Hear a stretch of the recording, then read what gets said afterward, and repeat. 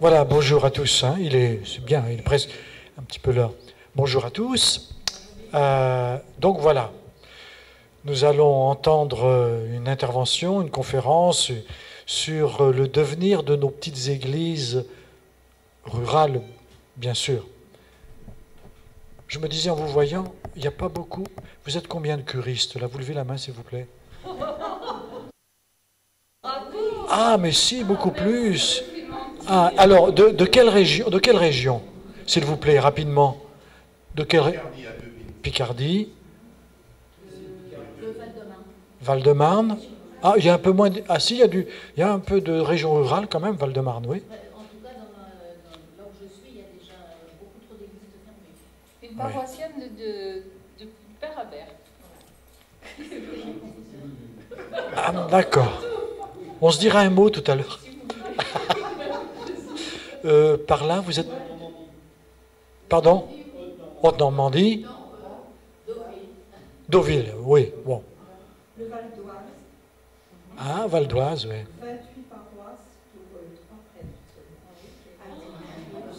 prêtres. Ah oui, alors donc vous êtes bien... Alors voilà, c'est bien. Vous êtes bien concernés, hein?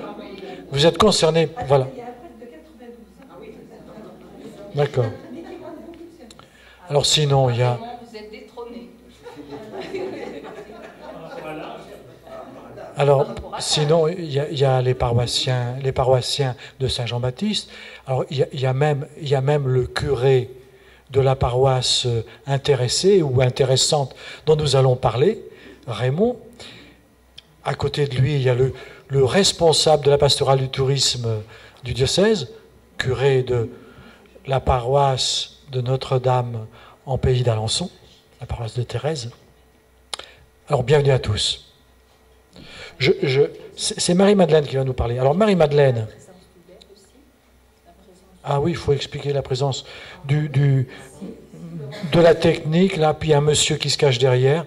Il paraît que on peut le voir en direct sur Internet. Bon, alors. Mais ensuite, on pourra reprendre ensuite le déroulé plus tard. Pendant 8 jours, non? On peut le regarder ce soir sur Internet. Et après, en permanence. Alors, Marie-Madeleine est de Carouge, qui est un bourg à côté, là. Marie-Madeleine se prépare à être, alors, animatrice, je ne sais pas trop comment dire, responsable paroissiale, après un parcours à l'Institut catholique d'Angers, et ce parcours se terminait par un mémoire. Et pour son mémoire, elle a choisi quelque chose qui lui tenait à cœur, auquel elle participe, qui est un projet donc de la paroisse de Saint-François en Pays des Couves, que nous allons découvrir. Je dirais simplement un mot. Vous avez vu les affiches ou les affichettes? Non, vous n'avez pas vu? Ah, bon, ben, c'est dommage. Vous les regarderez en ressortant. Cela dit, moi, je soulignerai simplement, votre projet, c'est intéressant, s'appelle l'appel des clochers. C'est très intéressant parce que notre séquence, là, c'est le patrimoine. On cherche comment sauver, mettre en valeur, faire revivre notre patrimoine. Or là, d'une certaine façon, vous avez retourné la problématique. Ce n'est pas nous qui nous soucions du patrimoine, ce serait peut-être bien le patrimoine qui nous fait signe. C'est les clochers qui nous appellent. Mais qu'est-ce que vous faites? Qu'est-ce que vous devenez? Est-ce que vous n'êtes pas en train d'oublier quelque chose dans votre vie? J'en dis pas plus. À toi, Marie-Madeleine. Alors, bonjour à tout le monde. Et vraiment, je vous remercie d'être venus si nombreux et pour participer à cette petite présentation, en fin de compte, d'une expérience locale et modeste au niveau de notre paroisse. Alors, avant de voir ensemble le diaporama que je réalisais effectivement à l'occasion de ma soutenance de mémoire à Angers. Donc je voudrais simplement aussi rappeler 2 ou 3 points, enfin donner plus exactement quelques points de repère au niveau géographique et puis au niveau même je dirais spatial et au niveau également historique. En effet, en Occident chrétien, les églises paroissiales et les cathédrales aussi dans les villes ont façonné le paysage rural et urbain. Et elles sont, on peut dire, au cœur, nos petites églises, du village. Dans nos campagnes, d'ailleurs, vous le verrez à travers ces quelques photos que je vais vous présenter, il y a un lien très fort entre l'église et le cimetière, ce qui crée une continuité des générations et une identité historique. Alors, on peut se poser d'abord, comme première question, qu'est-ce que c'est qu'une église, hein ? Bien sûr, c'est d'abord le lieu de rassemblement des chrétiens où se manifeste l'assemblée, car c'est une assemblée convoquée, appelée. Et c'est le lieu de rassemblement donc de ces chrétiens, mais c'est aussi un signe de création humaine. Et là, d'un coup, il m'annonce qu'il va aller en face. On est souvent déçus par les gens. Les églises sont le signe d'une présence, du dialogue de l'homme avec son Dieu et de l'Église avec la société. Alors vous savez sûrement qu'au niveau de toute la France, il y a 45 000 clochers en France. Et toute une partie, enfin on peut dire toute une petite partie, connaissent une deuxième vie. Ils ont été reconvertis souvent en espaces culturels. Et on peut dire qu'en France, aujourd'hui, c'est plutôt rarissime de voir des églises qui soient détruites.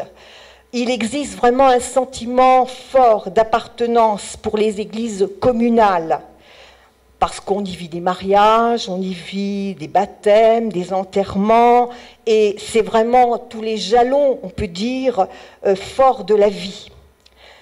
Alors, quand on observe un petit peu, en plus de 100 ans, moins de 150 églises paroissiales, propriété donc des communes depuis, vous le savez, la loi de séparation de l'Église et de l'État en 1905, donc, ont été désaffectées en France. Donc, par rapport à d'autres pays d'Europe, parce que ce n'est pas un problème qui est propre à la France, c'est un problème qu'on retrouve, je vous ai dit, dans tout l'Occident chrétien.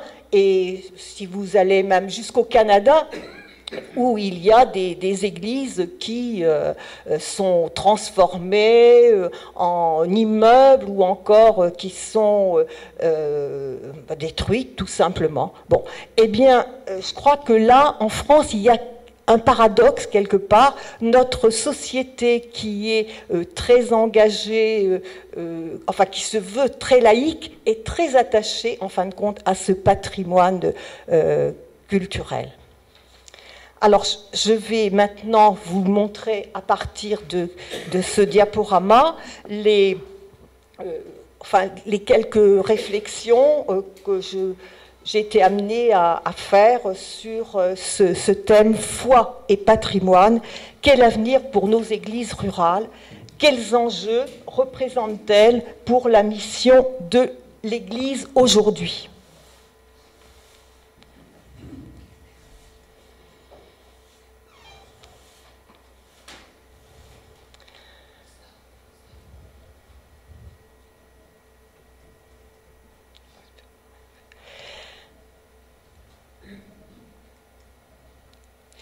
Alors c'est un sujet au cœur de l'actualité et qui est objet de débat et qui pose 2 questions sur l'usage de certaines de nos églises rurales et de leur avenir et sur l'enjeu pastoral, parce qu'il faut aller jusque-là, de cette question.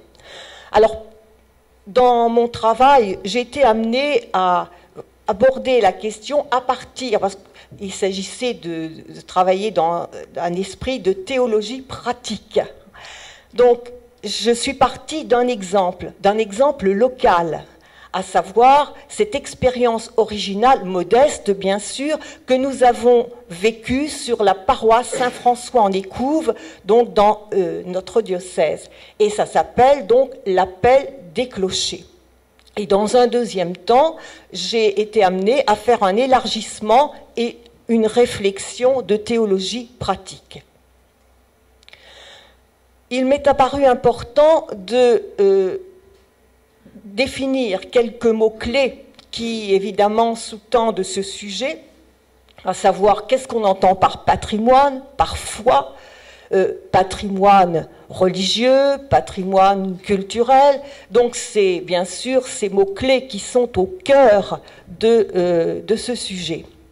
Alors le patrimoine, tout le monde sait, c'est un héritage légué par les générations qui nous ont précédés et que nous devons transmettre aux générations futures, voire enrichir, car il ne faut pas oublier cet aspect-là, enrichir notre patrimoine. Et comment le faisons-nous au niveau des paroisses? Bon, la foi, évidemment, puisqu'il s'agit du patrimoine religieux. Et ce patrimoine qui a son aspect culturel dans la mesure où il s'inscrit dans des traditions bien sûr de notre héritage chrétien. Le cadre donc de ces animations qui étaient, que sont l'appel des clochers, c'est d'abord notre diocèse. Et vous savez que notre diocèse, depuis les nouvelles paroisses qui ont été créées en 1995, comprend aujourd'hui 33 paroisses. Et ces paroisses sont regroupées en doyennés. Et le doyenné sur lequel donc, nous nous trouvons ici, c'est le doyenné Bocage Sud, ici, qui comprend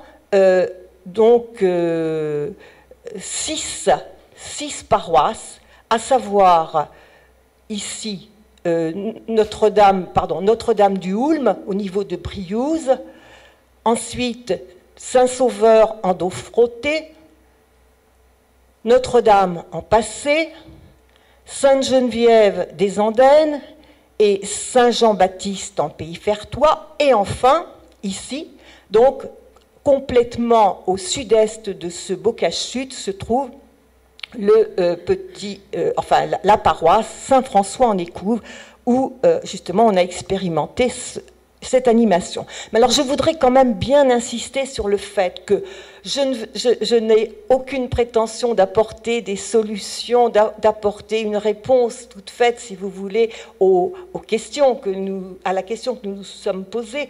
Mais je dirais quand même qu'il y a eu une expérience, là, dont on va parler, mais en même temps, au niveau de tout notre diocèse, il y a eu beaucoup d'initiatives, et je reprendrai particulièrement celle du Perche, qui est un lieu particulièrement riche au niveau architectural, et qui est très proche évidemment de Paris, et où les résidents secondaires viennent assez nombreux et contribuent à la vie de cette petite région.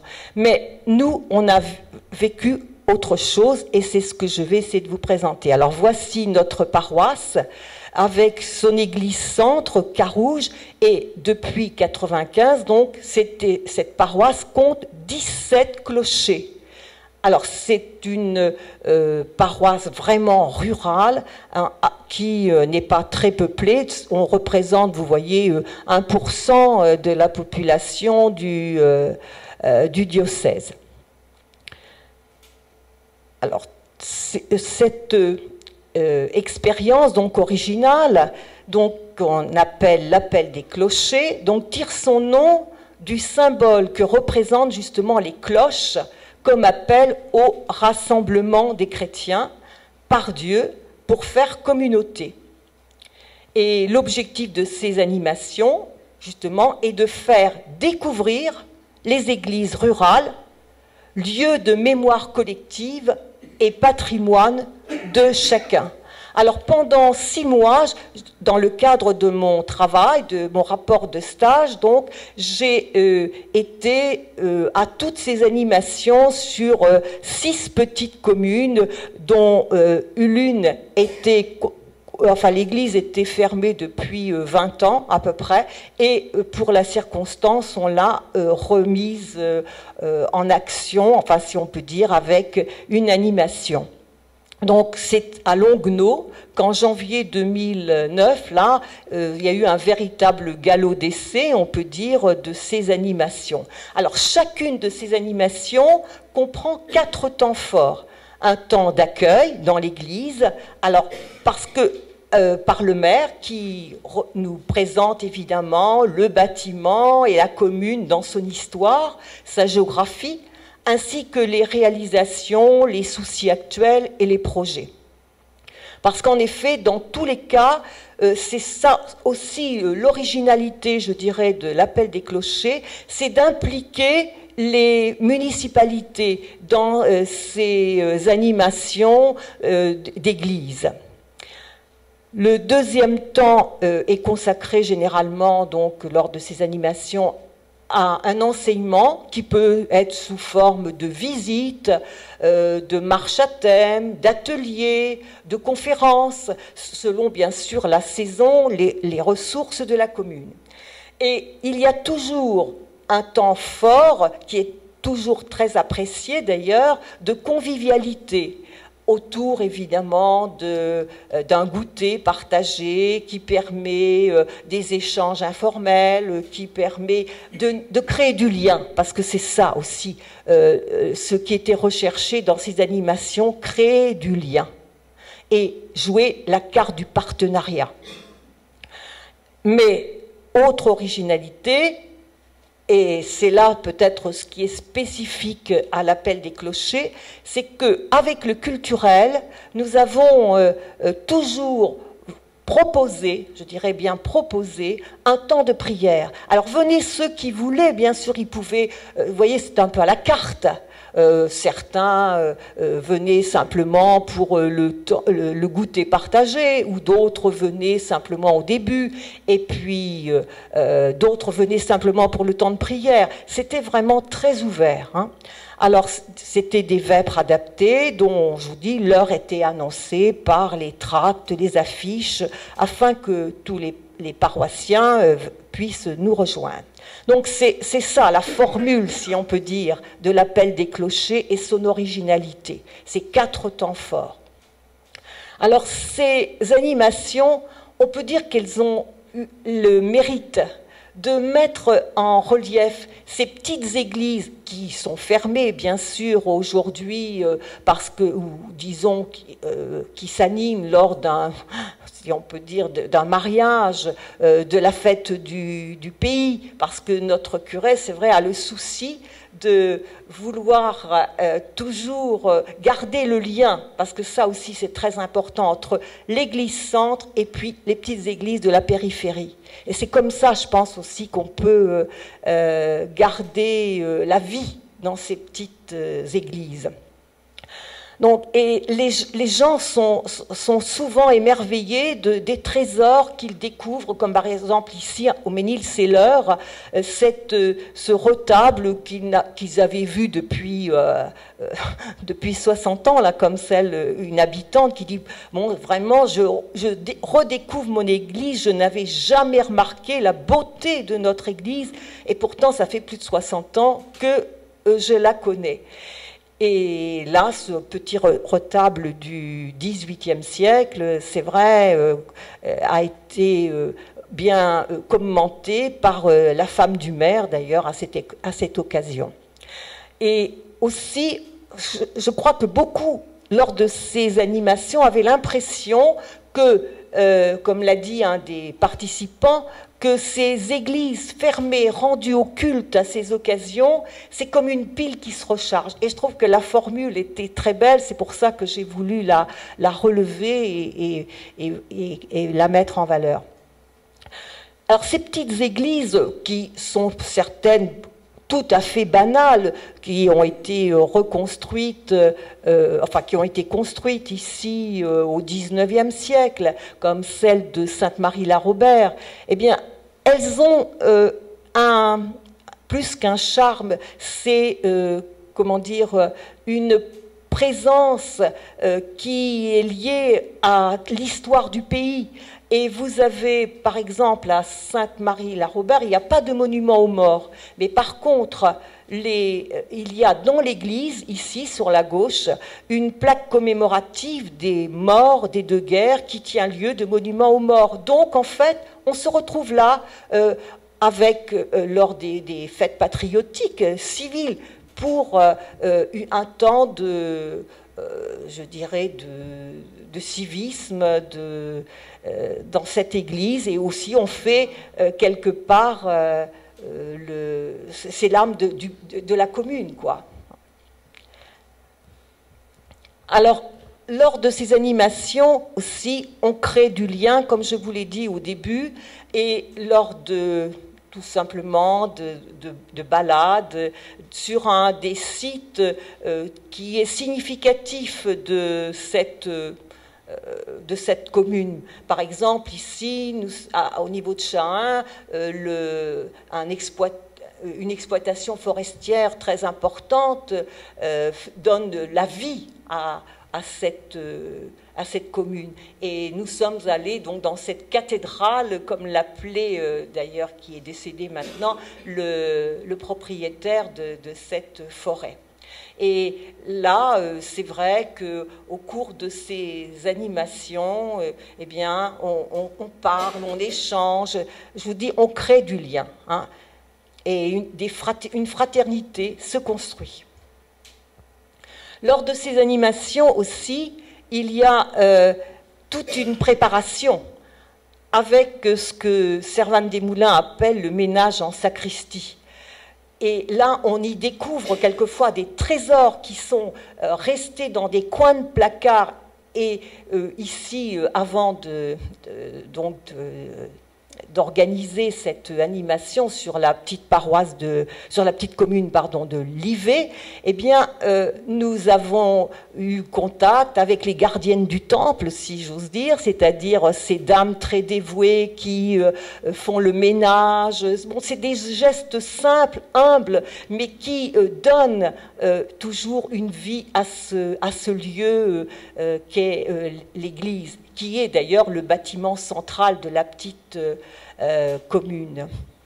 Alors ici, à Livet, par exemple, on a trouvé dans des placards de très très beaux, par exemple, un Christ du XVe siècle qui dormait là. Bon, c'est vrai qu'il est hélas mutilé, mais qui vaut sûrement la peine d'une restauration. Dans un autre placard, on a trouvé un antiphonaire, c'est-à-dire ce grand livre de chœur que nous avons essayé de faire revivre, parce que toujours on a le souci de mettre en valeur, si vous voulez, ces objets qui étaient là dans un coin, qu'on n'utilisait plus, dont on ne savait même plus le sens, si vous voulez. Hein.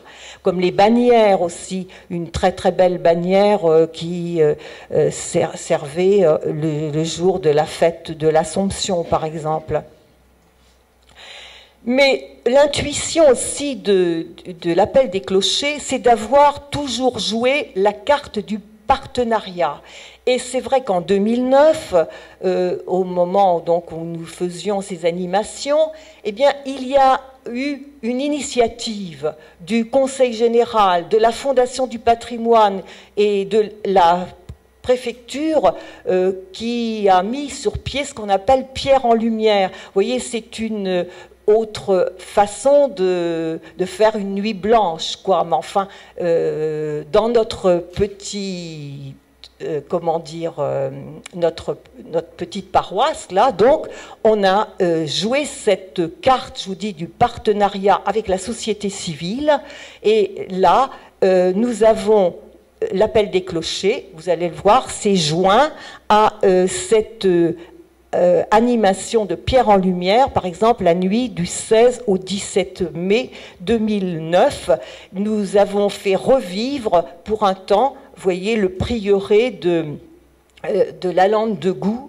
Et là, autour de l'antiphonaire que vous apercevez ici, sur son lutrin, qui n'était pas de la Lande de Goût, mais qui était de l'Ivet. Donc, et avec les maires, il y a eu des échanges. Enfin, vous voyez, ça crée du lien, tout cela. Hein.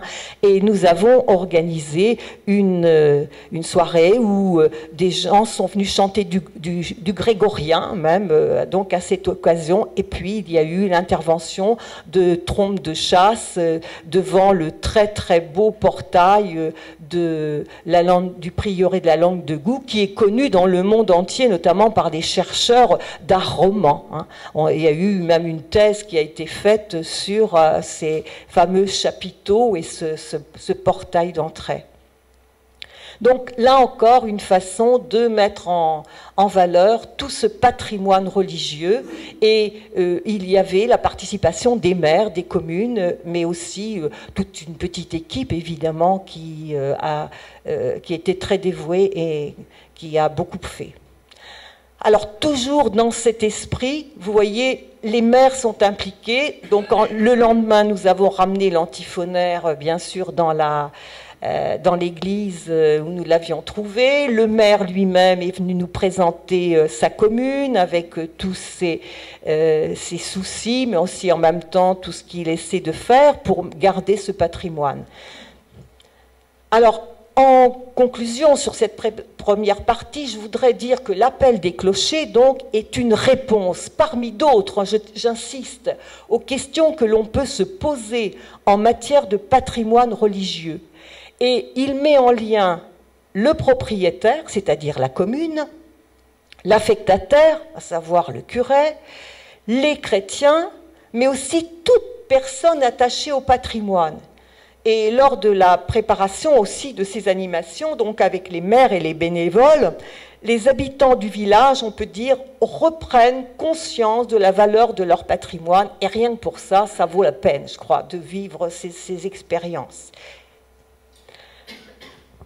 Alors, je ne sais pas si déjà vous voulez réagir, ou alors je continue peut-être. Bon, deuxième partie, donc j'ai été amenée à faire un élargissement, une réflexion de théologie pratique à partir de cette étude de cas, on peut dire, de cette expérience locale. Donc, l'avenir de nos églises rurales, bon, quels sont les enjeux aussi, parce qu'il faut poser la question pour la mission de l'Église au niveau culturel, ecclésiologique, ecclésial et pastoral. Alors, déjà dans notre diocèse, nous avons été très très sensibilisés dans les orientations diocésaines avec le thème héritier et bâtisseur à l'occasion des 700 ans de la cathédrale, de la dédicace de la cathédrale, pardon, et déjà, donc, notre évêque à cette époque, donc Monseigneur Boulanger, était aussi très intéressé par tout ce qui se faisait dans l'animation de ces petites églises rurales. Et on peut dire que, plus que peut-être, quel est l'avenir pour nos églises rurales, plutôt se poser la question comment les faire vivre, parce que c'est ça en fin de compte aujourd'hui plutôt peut-être l'enjeu, et transmettre cet héritage. C'était une des questions qui avait été posée donc à Monseigneur Boulanger à cette époque-là. Alors l'Orne, il faut reconnaître, est un département riche en patrimoine, en particulier religieux. Et tout à l'heure, je faisais référence au Perche, qui a vraiment un très très beau patrimoine religieux roman, comme ici, vous le voyez. Mais dans notre région, puisque nous sommes dans le Bocage Sud, vous avez Domfront, vous avez Lonlay-l'Abbaye, vous avez La Ferté-Massé, Briouze, qui ont, donc la Lande de Goût, comme on l'a vu tout à l'heure, qui ont vraiment tout un patrimoine roman qui doit être mis en valeur. Et d'après toutes les études, les dernières études en 2008 qui ont été faites par comment dire, la société d'art que préside Servan-des-Moulins. Donc, dans l'Orne, sur 713 églises, chapelles et oratoires recensés, 558 ont été retenus lors de l'inventaire de 2008. Et il y a 35 églises classées, monuments historiques, et 60 qui sont inscrites à l'inventaire supplémentaire des monuments historiques. Alors, si vous regardez la carte ici de notre département, donc de notre diocèse, vous remarquez qu'il y a certaines églises qui sont en difficulté.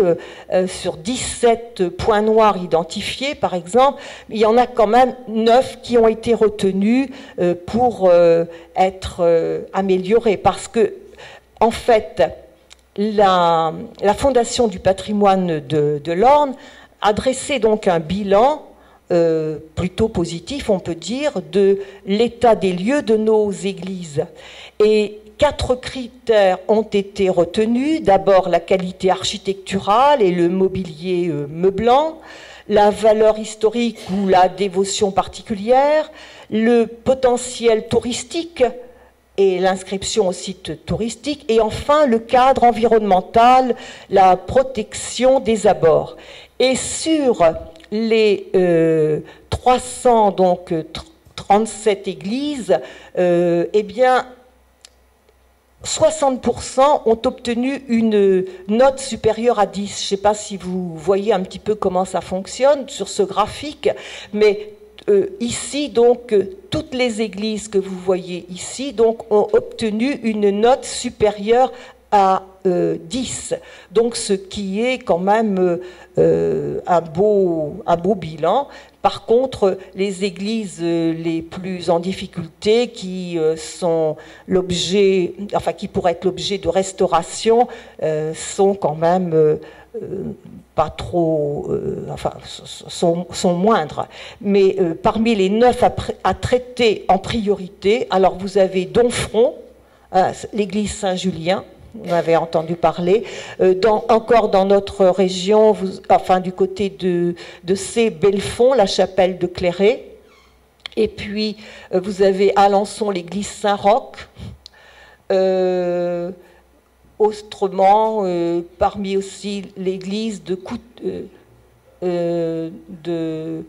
Saint-Germain, je crois, Préau du Perche. Enfin, vous avez là 9 églises qui actuellement sont l'objet de soins de restauration importantes parce que le patrimoine, enfin disons l'architecture en vaut la peine. Alors ces églises, nos chères églises rurales, donc il faut bien voir qu'au niveau de notre paroisse, nous avons quand même un atout puisque Carouge est au cœur du parc régional naturel Normandie-Maine.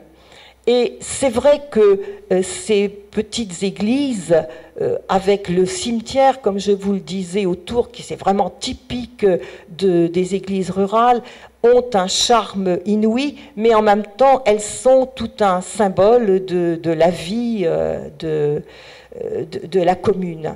Et ici, vous avez une photo de Chahin qui a eu une restauration très importante, on le verra tout à l'heure. Et puis bien sûr Sainte-Marguerite qui est un petit joyau, et puis enfin ici, donc Ménil-Seller. Alors dans ces églises, on y trouve, je vous ai dit, des fois des trésors. Vous voyez au milieu des toiles d'araignée, ici par exemple une très jolie Madone. Ici, alors ça c'est à Sainte-Marguerite, un retable absolument merveilleux qui a été d'ailleurs classé.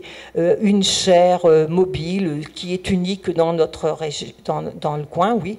Et puis dans les sacristies, des chasubles qui sont sauvés des moisissures de temps en temps, parce que c'est vrai que c'est fort dommage de voir toutes ces beautés qui ne servent plus. Ces églises, c'est également des vitraux. Alors bien sûr, ce ne sont pas les vitraux de Chartres, ce ne sont pas les vitraux, souvent, d'ailleurs ces églises sont du 19e siècle, même début 20e siècle. Mais ces vitraux ont également, disent quelque chose de la foi. Et à Sainte-Marguerite, par exemple, nous avons pu admirer et nous avons eu un commentaire d'ailleurs par quelqu'un de compétent sur ces vitraux et tout ce qu'ils représentent dans la foi populaire. Ici, bien sûr, c'est le chapelet, et ici, c'est avec ses mystères. Et ici, vous avez donc Sainte Marguerite et toutes les tortures qu'elle a pu endurer. Alors, des restaurations qui ont été très réussies, comme ici, vous voyez, je vais d'abord prendre ici, oui, à Chahin, ils ont eu des crédits, et c'est vrai qu'ils ont fait appel à des crédits européens, mais aussi presque toutes ces petites églises-là, aujourd'hui, elles ont créé des associations qui leur permettent de restaurer leurs églises. Alors vous voyez par exemple à Chahin, vraiment c'est une belle réussite. Cette église, ils ont refait toute la voûte, ils ont remis un Christ qui avait été descendu de la poutre de gloire. Enfin bon, c'est vraiment une belle réussite. Et à Sainte-Marguerite, c'est pareil. Actuellement, le chapitrel là, qui ouvre sur l'enclos paroissial ici, va être restauré. Mais un patrimoine qui vit est un patrimoine qui s'enrichit. Et depuis 1995 et la création de la nouvelle paroisse, eh bien, notre Église, par exemple, a investi dans la fabrication par une artiste locale d'une statue de Saint François, qui est le nouveau patron de notre paroisse. Et là, vous avez aussi un autre exemple qui peut être donné à la Ferté-Massé, d'un artiste qui a décoré le chœur. Donc, cette expérience que nous avons, on peut certainement l'élargir à trois niveaux, ecclésiologique, ecclésial et pastoral. Alors, parce que aussi, l'un des soucis, je crois que de nos évêques, c'est que ces églises, en fin de compte, s'intègrent, et leur animation s'intègre bien dans les orientations diocésaines et la nouvelle annonce de l'Évangile. Le projet du diocèse de Sées pour la responsabilité catéchétique qui a été proclamé le 2 mai 2010, donc à 4 grandes propositions d'organisation pour une évangélisation renouvelée, et l'on peut relever que dans ces 4 propositions, en fait, 2 peuvent très bien coïncider avec ces animations, parce qu'en effet, ces animations peuvent être une première annonce dans justement ces lieux, et la pastorale du tourisme là a un rôle important à jouer. Mais aussi l'organisation de la catéchèse articulée à l'année liturgique, avec par exemple un rallye des crèches, un rallye des calvaires, comme nous l'avons fait certaines années. Donc là, il y a toujours ce souci pour les chrétiens de lier justement leur patrimoine avec leur vie de foi. Et la mise en œuvre d'une pastorale du cheminement, certainement, est à approfondir au niveau de notre diocèse, peut-être, avec les trois fonctions de la mission: annoncer, servir, célébrer. Et je trouve que le tableau ici représenté des pèlerins d'Emmaüs de Rembrandt, mais il y en a plusieurs, mais celui que l'on trouve au musée Jacques Marandré, donc est très significatif de peut-être ce que l'on peut vivre au niveau de ces petites églises. Parce que, en fait, là, donc, la rencontre a lieu dans cette auberge ici, avec les deux disciples qui sont bouleversés par la reconnaissance de Jésus. Et vous avez cette lumière qui va jusqu'au fond même de la cuisine, où une femme ici s'active à préparer le repas. Et certaines personnes n'hésitent pas à dire qu'après tout, sans cette femme dont le rôle est tout à fait obscur, eh bien, la rencontre n'aurait peut-être pas eu lieu. Et quelque part, lors de ces animations, eh bien, nous, par nos petites actions, nous pouvons aussi peut-être contribuer à la rencontre. Alors, une église n'est pas un musée. Ça, je crois qu'il faut aussi... parce que le danger est évidemment aujourd'hui que les paroisses, en fait, essaient de...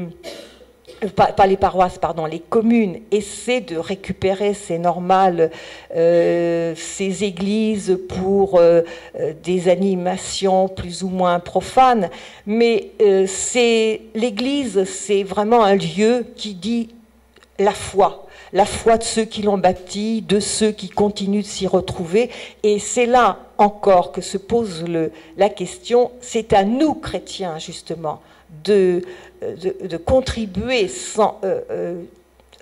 à la vie de ces petites églises. Parce qu'en effet, on a des exemples sur notre paroisse, par exemple, d'églises qui sont vivantes encore grâce à l'action des habitants, notamment à Saint-Hélier, où vous avez une dame qui entretient cette église avec un amour absolument incroyable. Ça sent bon la propreté, c'est fleuri, c'est vraiment... ça dit quelque chose d'une présence. Donc, en conclusion, une église ouverte, une église propre et fleurie, une église où l'on peut prier, et notamment on peut y mettre des feuilles de prière à disposition. Une église où l'on se rassemble, même si c'est 2 ou 3 fois par an, pour célébrer. Une église où l'on donne, alors ça c'est très important, des informations de toute la paroisse pour bien montrer qu'il y a un lien entre l'église centre et puis ces petites églises qu'on n'abandonne pas. Eh bien ça témoigne d'une communauté vivante et alors à ce moment-là, l'église vit, si vous voulez. Alors c'est vrai que ces églises, lors des animations, peuvent être un chemin d'évangélisation. Et vous voyez là, il y avait toujours combien de personnes qui participaient 30, on a même été jusqu'à 100 personnes selon les lieux. Mais généralement, ça faisait 25-30 personnes. Et c'est vrai qu'on vit quelque chose de l'ordre de l'accueil et de la visitation lors de ces rencontres.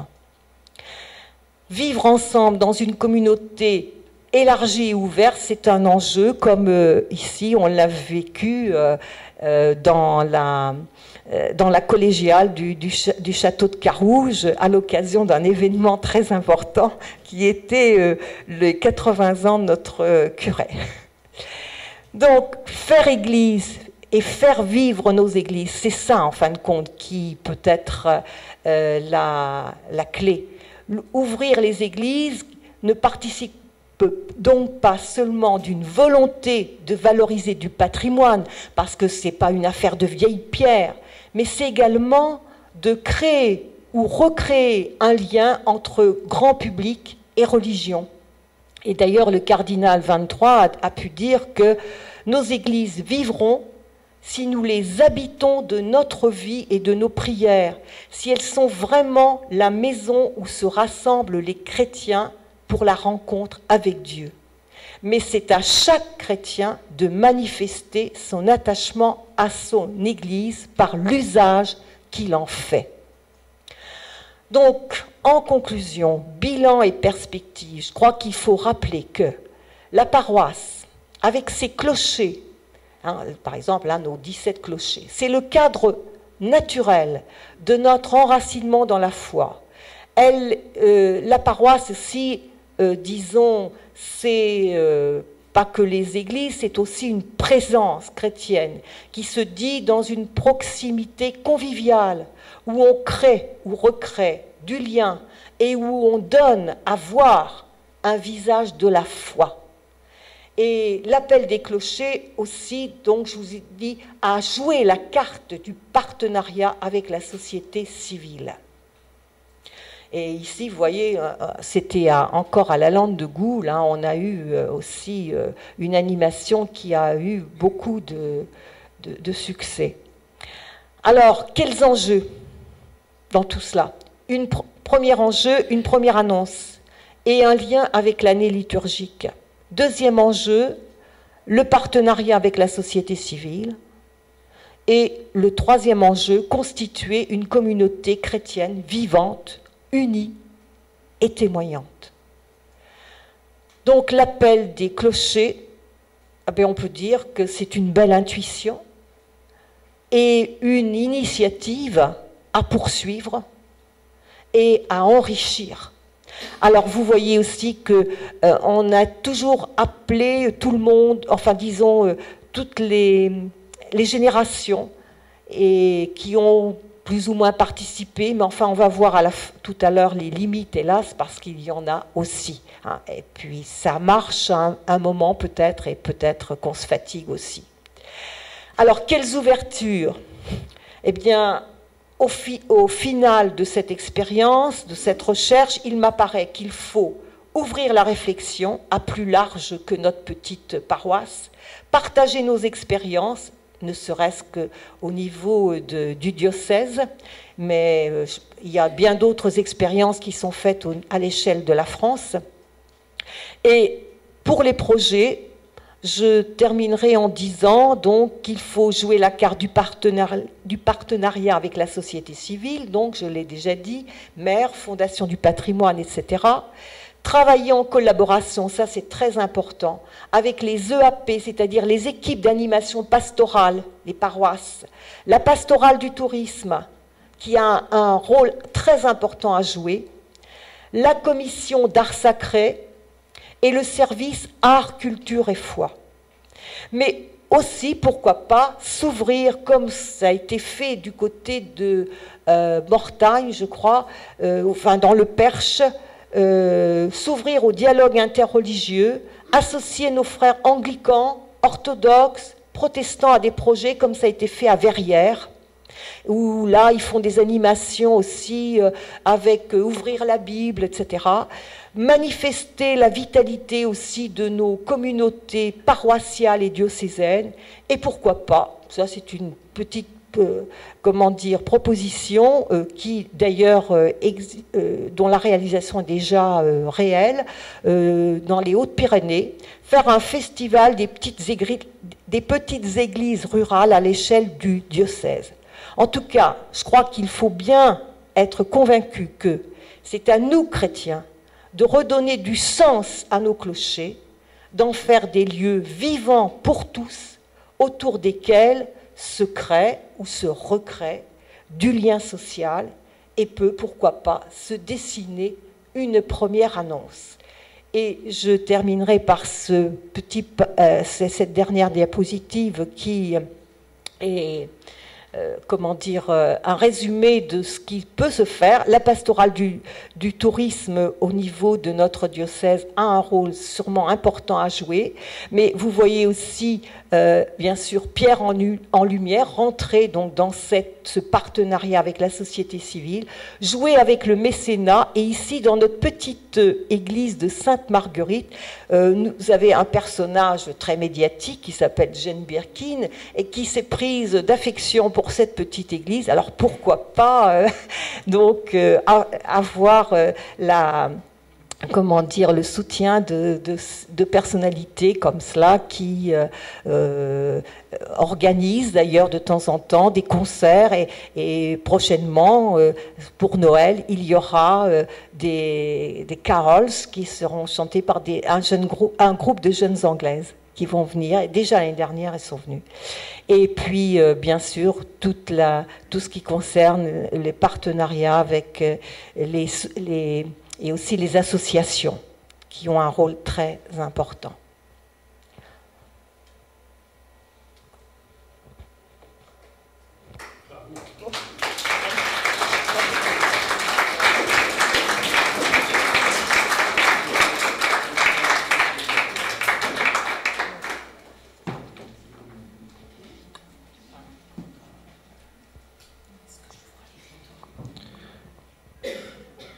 Voilà un beau tour d'horizon, même si l'horizon il est restreint à nous. On sentait une petite pointe d'ardeur et d'enthousiasme communicatif. Hein, c'est bien.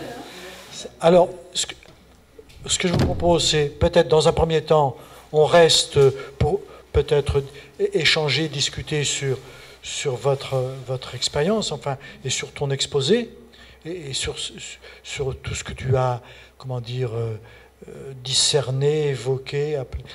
Et puis peut-être dans un deuxième temps, on pourra, puisque on est quand même au moins le nord de la France est bien représenté, on pourra peut-être comparer, croiser les expériences ici ou là, peut-être, hein, de vos paroisses ou de vos diocèses. D'accord ? Alors, on commence, on y va ? Est-ce que vous voulez vous ébrouer, parler avec votre voisin dans un premier temps pour... Ah oui, pour... Non, je crois pas. Hein, vous pouvez vous causer un petit peu avec votre voisin et puis on y va. 2 minutes et demie.